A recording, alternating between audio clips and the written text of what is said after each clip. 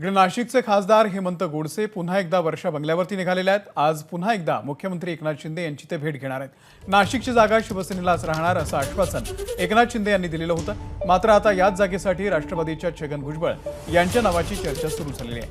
त्यामुळे शिंदे गटामध्ये अस्वस्थता आहे। या सगळ्या घडामोडींवरती गोडसे यांनी बुधवारी रात्री काय प्रतिक्रिया दिलेली होती आपण पाहूया।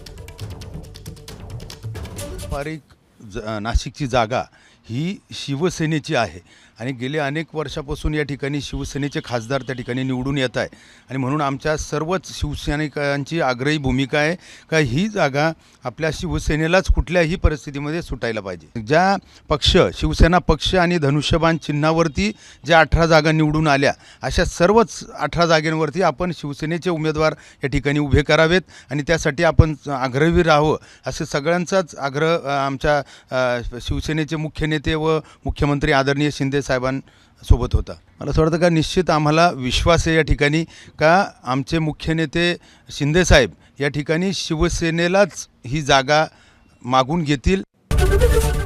एबीपी माझा, उघडा डोळे बघा नीट।